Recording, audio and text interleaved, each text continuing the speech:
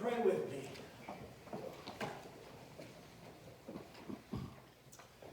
O God, may the words of my mouth and the meditations of all of our hearts be acceptable in your sight, you who are our strength and our Redeemer.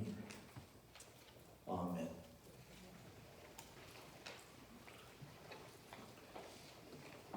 This passage from probably a very unfamiliar book in the Bible.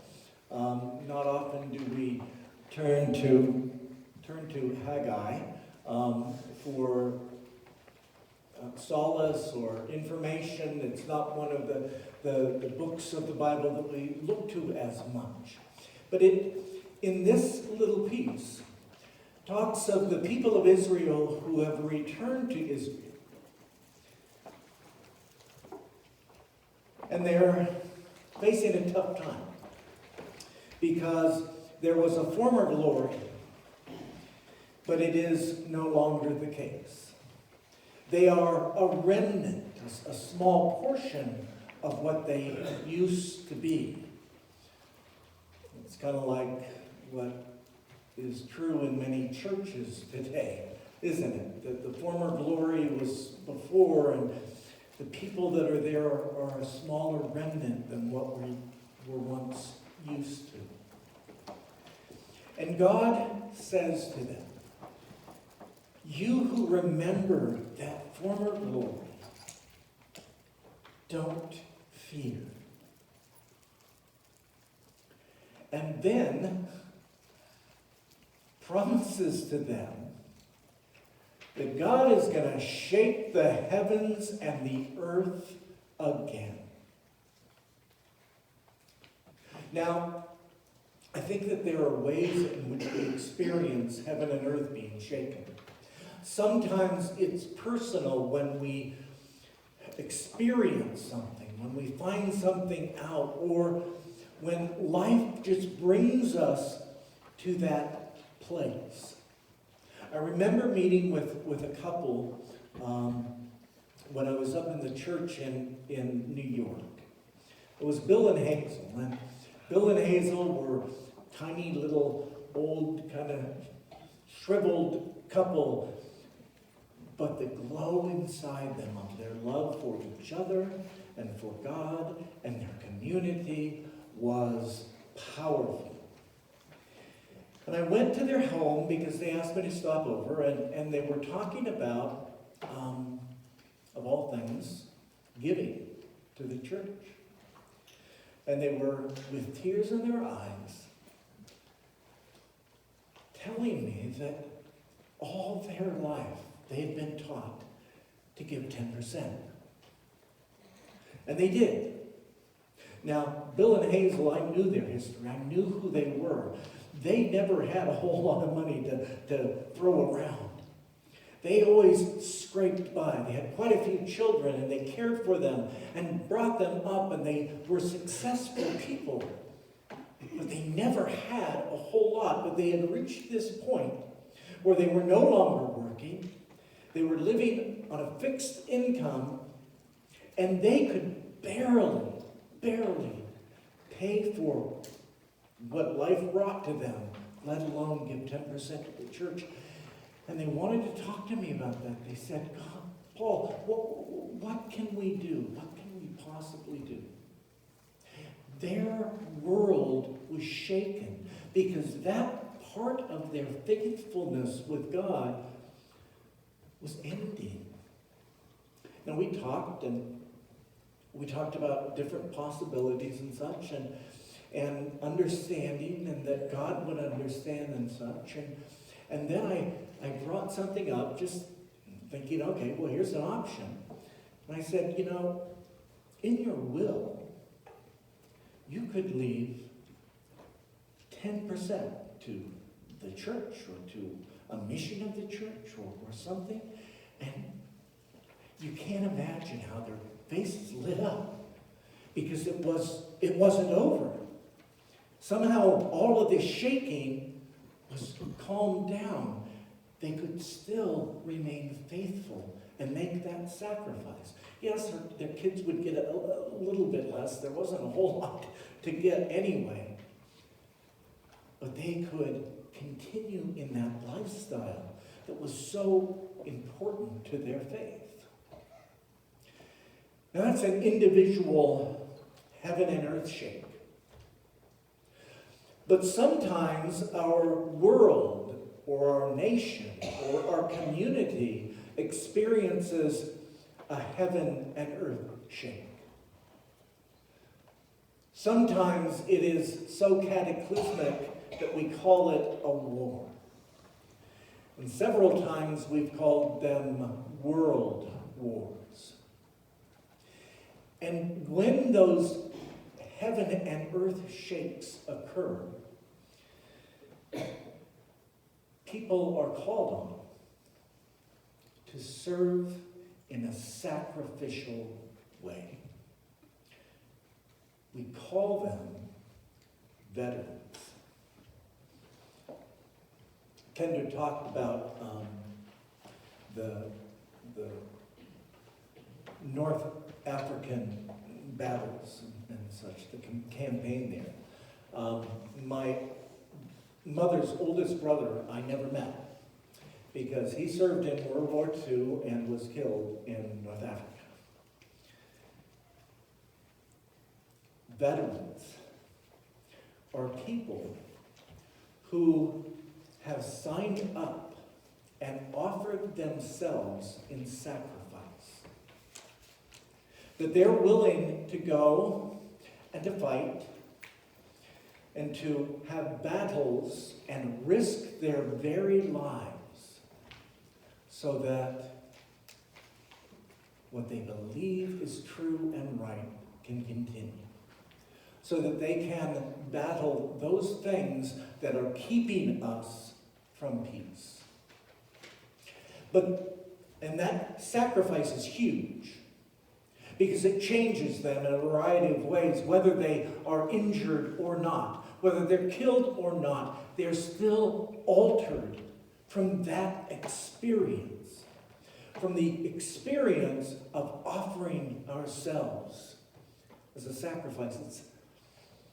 It's also a way to kind of understand our God in offering God's Son and Jesus in being willing to go to the very cross, knowing that he would lose his life, but doing it for a meaningful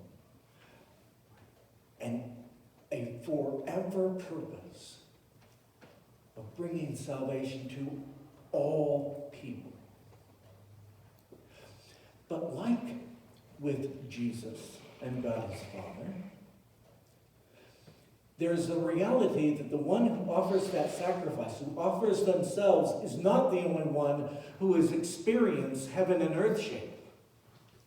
Because that individual may have a mother or a father, or siblings, or children, whose life will be altered as well.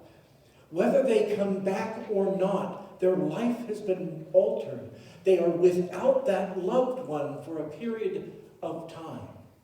I know that because I remember my sister served in the Army, and it was not during any kind of time of conflict, and she was never in any kind of danger. But she was away from the house on Christmas one year. She was in Germany. And I remember my mother that day, who was in tears most of the day. And all she would say is, Carol shouldn't be alone.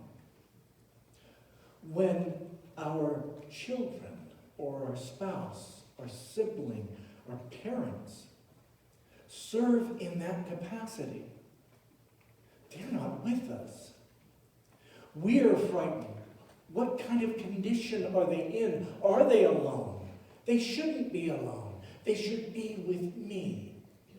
They should be surrounded with people who love them.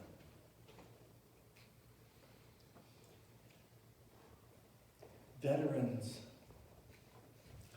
are to be honored, not because just that they fought, but that they were willing to give all that they are to keep this nation safe.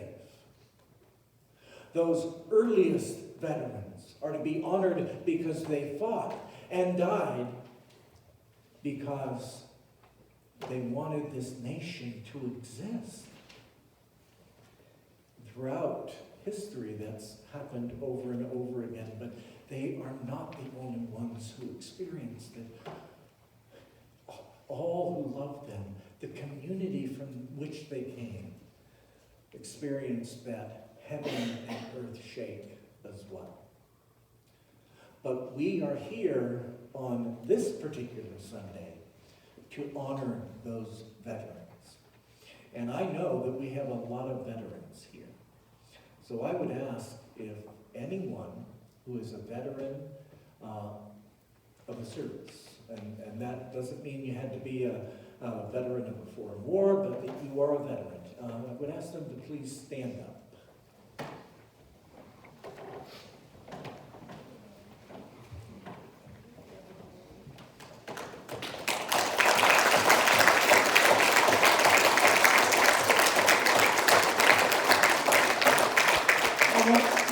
Please remain standing for just a second, if you would.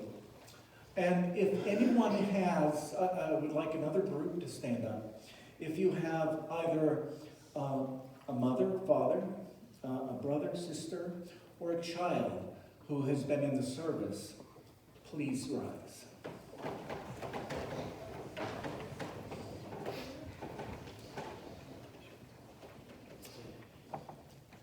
And if you have had someone beyond there who you're related to, a cousin, a grandfather, a grandson, anyone like that, please rise.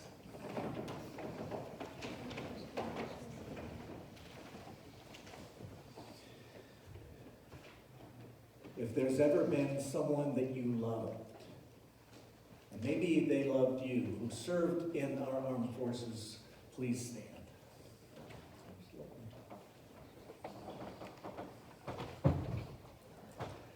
I think everyone's standing. I don't know, I can't see everyone. But the reality is it touches all of us. Now, if we could have, thank you for rising. And if all of those except the veterans were to be seated.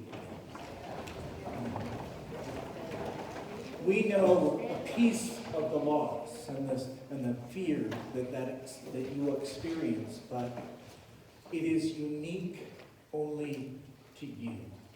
And we thank you for your service and for your sacrifice and for being willing to follow in the way of Christ, to offer yourself in service to humankind. Another round of applause.